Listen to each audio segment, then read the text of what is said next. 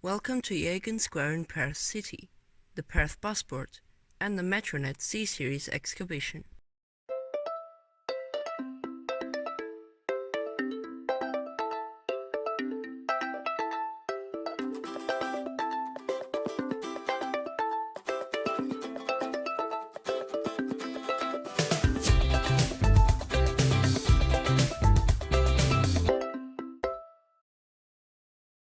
Once you come inside, there is this small model of the train in its full length, but over there is the real deal.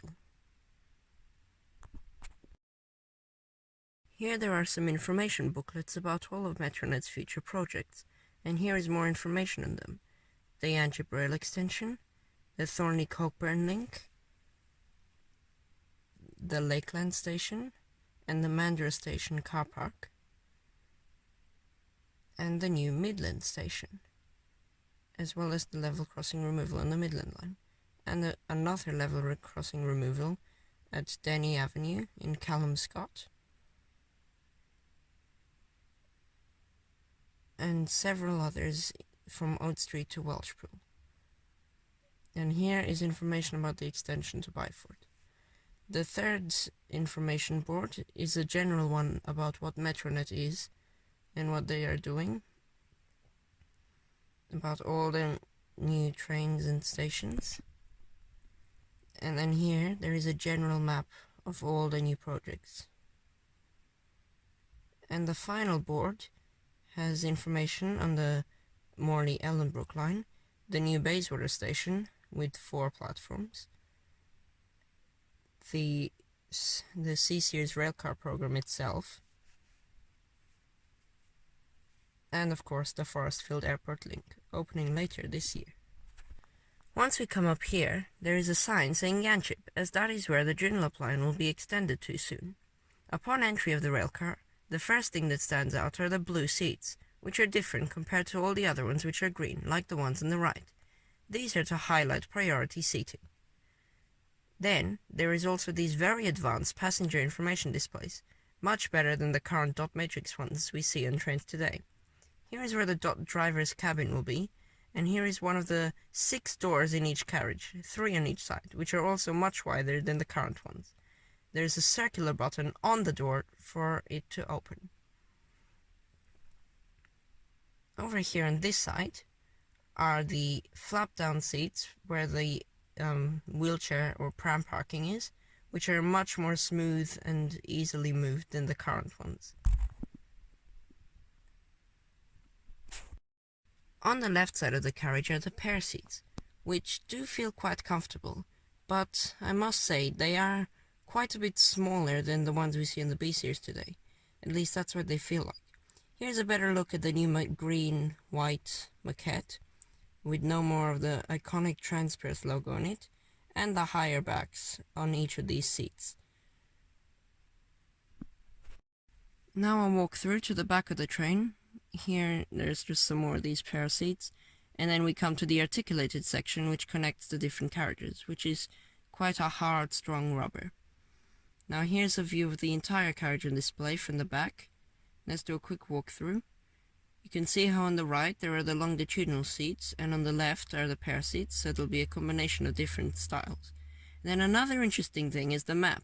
I had always wondered how they were going to fit all the new extensions on their system map. On the left side of the map we can see that there are now 3 lines, the Joondalup, Fremantle and Mandurah. Major changes that we see are the extension to Yanchep put onto the Joondalup line, and 2 new stations between Warnbro and Mandurah, Lakelands and Carnup, although there does seem to be a mistake, as Warnbro is not marked as a bus interchange when it is, like all the other stations on the Mandurah line. Another change here is how there are 2 lines going all the way up to Claremont, the blue Fremantle line and the light blue Airport line, which is going to be terminating at Claremont, and that is why there is a turnback being constructed there. This makes all the stations before Claremont a train transfer point, which is quite weird because now even small stations like Karrakatta and Lock Street are marked as train transfers. In the next image we see the centre of the map containing Perth, which now looks like a big complicated mess, with the Joondalup and Mandurah lines being in a semicircle for the Mandurah line to go back down the left side of the map, and 6 lines coming into Perth Central Station. The Morley Ellenbrook, Midland, Airport, Armadale, Thorney, and Fremantle. This makes Perth, McIver and Claisebrook crazy long white blobs to mark all the train transfers between them. Another interesting thing to here is how you can see Ranford Road and Nicholson Road at the bottom of the map on a purple line.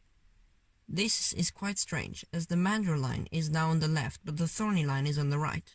However, as we know, the Thorney and Cockburn stations will be connected by a line, but now, as they are on opposite sides of the map, there's this long purple stretch down the bottom to connect them, with 2 stations widely spaced apart on there. On the next image, we see how all the stations from East Perth to Bayswater are again marked as train transfers, even small ones like Melvin. The same goes for all the stations between Perth Stadium and Cannington. It is also quite strange how now there is a big circle or semicircle to Thorney, which is actually marked as pink or purple or whatever that colour is, instead of yellow, a new colour for the map. Also in this image we see the Bayswater station with the extension to the airport, which is going to be opened later this year. Airport Central has a plane symbol on it, as it is the connection with the airport, and the last station is called High Wycombe, not Forestfield like it was originally planned. Up the top we also see the Morley Ellenbrook line, which again, Noranda station seems to not have a bus connection, even though it's most likely will have. At the end of the line we see Ellenbrook and Whiteman Park. Midland is still the terminus of the Midland line. Bellenview hasn't been put on, but what has been put on is Byford for the 8-kilometre extension after Armadale. There on the right we see the Legend with 8 different lines now, especially since the Armadale and Thorney have been split up. So Armadale is yellow, Airport is light blue, Ellenbrook is red, Fremantle is dark blue, Joondalup is green, Mandurah is orange, Midland is purple, Thorney is pink. So that is how the map has been designed with all of the new extensions. It may not be the final one, but it sure is a possible one.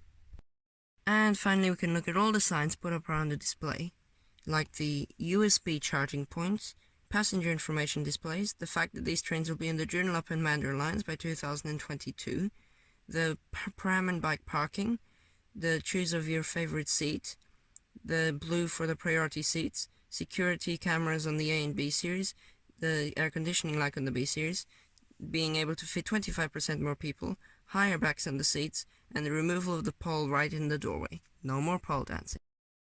Here is the view of the exterior of the train and the rest of the display. Let's leave you with a shot of trains at Perth Station from the Horseshoe Bridge.